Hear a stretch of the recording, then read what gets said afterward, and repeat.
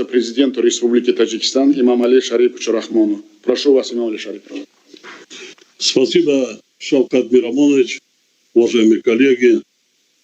Прежде всего, хотел бы выразить глубокую признательность председателю Совета глав государств СНГ, уважаемому Шавкату Мирамоновичу Знежяеву, за организацию сегодняшнего заседания Совета. В текущих непростых условиях узбекским друзьям удалось успешно реализовать поставленные цели председательства и выйти на ряд важных для содружества решений. Вопросы, включенные в повестку дня нынешнего заседания, охватывают актуальные аспекты взаимодействия в формате содружества.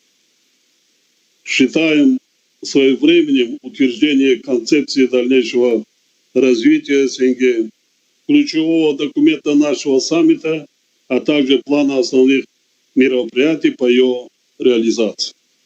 Также хотел бы отметить значение принятия решения Совета глав государств по вопросу развития и укрепления межпарламентского сотрудничества. Уважаемые коллеги, в текущем году мы стали свидетелями образования непростой обстановки в мире и на пространстве содружества. Мы приветствуем договоренность о полном прекращении огня и всех боевых действий на Горном Карабахе. Высокой оценки заслуживают активные непосреднические усилия Российской Федерации, лично уважаемого Владимира Владимировича Путина в этом процессе. Таджикистан выступает за продолжение взаимодействия в целях сохранения и укрепления атмосферы мира и стабильности на всем пространстве содружества. В январе следующего года в Казахстане пройдут парламентские выборы.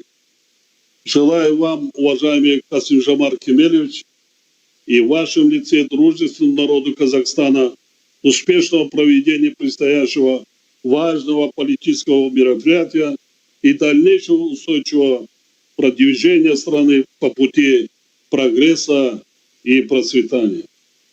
Внимательно наблюдаем за ходом избирательной кампании и развитием ситуации в соседнем Кыргызстане.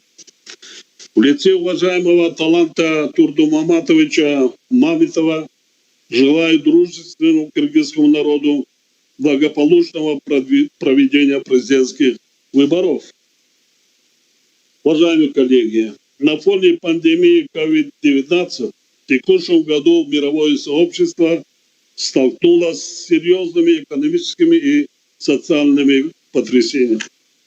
Усилились кризисные явления в области здравоохранения. Мировая экономика вошла в острую фазу глубокого социально-экономического и финансового кризиса. Над многими странами мира нависла угроза продовольственной безопасности и самого тяжелого за последние 75 лет гуманитарного кризиса. По оценкам компетентных структур ООН, вследствие сильного экономического спада и резкого роста безработицы вдвое до 270 миллионов человек увеличилось число голодающих в мире. Создавшиеся условия диктуют необходимость принятия в рамках Содружества более действенных мер по совместному реагированию на гуманитарные и социально-экономические последствия пандемии. Важной задачей выступает принятие необходимых мер для обеспечения стабильного функционирования всех социально-экономических сфер наших стран. В этой связи особую значимость приобретает практическое развитие торгово-экономического сегмента взаимодействия в рамках Содружества. Задачу дня мы видим наращивание усилий по более эффективному использованию огромного потенциала, который имеется в странах-участницах в различных секторах национальных экономик. В частности, большие возможности имеются для активных торговых связей и расширения сотрудничества в областях инвестиций и энергетики, различных отраслях промышленности, сельском хозяйстве и транспортно-коммуникационной сфере. Хотел бы также отметить возросшую в последние годы остроту проблемы изменения климата и адаптации к его последствиям. За последние годы мы столкнулись с ускоренным таянием ледников, сокращением водных ресурсов, увеличением числа селей и паводков, засухой и другими природными явлениями, которые ежегодно наносят большой урон экономике страны. В этом контексте особо хотел бы отметить колоссальный ущерб, который мы понесли в этом году в результате сильнейшего современной истории маловодья. Уважаемые коллеги, сегодня наряду с пандемией тревожной остается ситуация с возрастанием глобальных угроз и вызовов безопасности.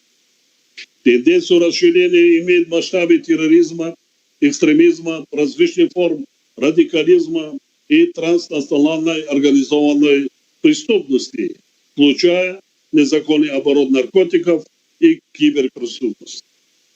Сказанное подтверждает мысль о том, что проблема угроз безопасности никуда не делась, а продолжает оставаться актуальной как во всем мире, так и на пространстве Содружества.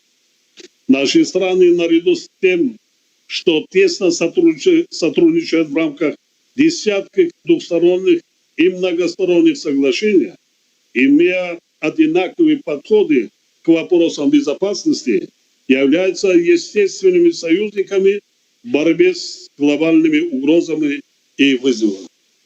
Вместе с тем, сегодняшние реалии требуют еще более тесной координации действий силовых структур и спецслужб наших стран по предупреждению и раннему пресечению угроз безопасности. В этом контексте своевременными являются принимаемые нами решения в области военного сотрудничества и укрепления пограничной безопасности на внешних границах. С учетом нарастающих угроз актуальной является проблематика информационной безопасности, что диктует необходимость разработки системы защиты информационного пространства Содружества. В этом плане большое значение имеет принятие совместного заявления о сотрудничестве в области обеспечения международной информационной безопасности. Также считаю актуальным вопрос создания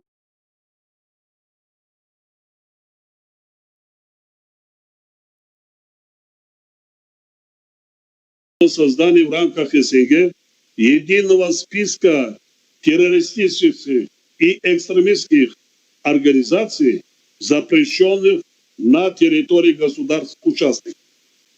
Предлагаю дать поручение антитеррористическому центру СНГ совместно с профильными советами начать работу по формированию такого списка. Одним из ключевых факторов сохранения и укрепления безопасности на пространстве Содружества является решение афганской проблематики. Мы убеждены, что афганский вопрос не имеет военного пути решения. Приветствуем все политико-дипломатические усилия, направленные на установление прочного мира и стабильности в стране. Надеемся на практические результаты запущенных межафганских переговоров. Между тем, наблюдается тенденция расширения зон влияния различных террористических групп и радикальных движений на всей территории Афганистана. Сегодня порядка 45% территории этой страны либо напрямую контролируются, либо в них отмечается присутствие талибан.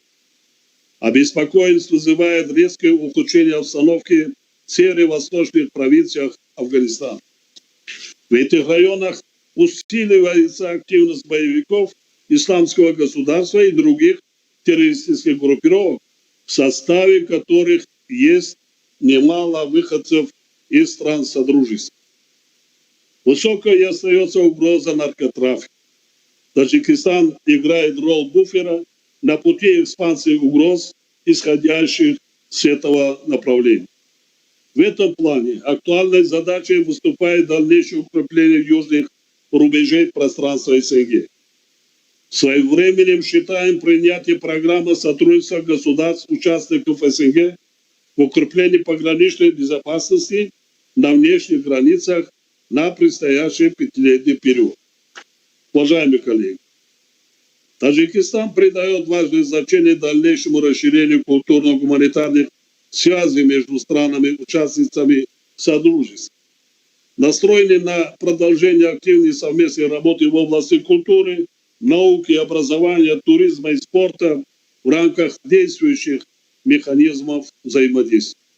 В следующем году город Душанбе принимает эстафету культурной столицы СНГ от казахстанского города Шымкент. Рассчитываем на активное участие деятелей культуры и искусства государств-участников СНГ в мероприятиях, проведение которых запланировано в столице Таджикистана. В заключение хотел бы поздравить уважаемого Александра Григорьевича Лукашенко с принятием председательства нашей организации и пожелать успехов в выполнении этой важной миссии. Выражаю нашу благодарность за проделанную в текущем году большую работу в рамках Содружества. Поздравляю уважаемого Шавката Миромоновича Мирзияева с успешным завершением председательства. Пользуясь возможностью, также хотел бы поздравить всех присутствующих на заседании уважаемых коллег и друзей с наступающим Новым годом. Уверен, что мы вместе сообща преодолеем все возникшие трудности и продолжим совместную конструктивную деятельность во благо дальнейшего процветания наших стран и народов. Спасибо. Спасибо, уважаемый Имамали Шарипович, за очень содержательное выступление. Благодарю за теплые слова, высокую оценку нашей работы. Вы внесли ряд актуальных предложений, в частности, усиление сотрудничества в борьбе с терроризмом и экстремизмом в сфере защиты наших границ, информационное пространство, продовольственной безопасности в области торговли, энергетики, транспорта и экологии и в гуманитарной сфере. Их реализация, несомненно, будут способствовать укреплению многоплановой связи в рамках пространства СНГ.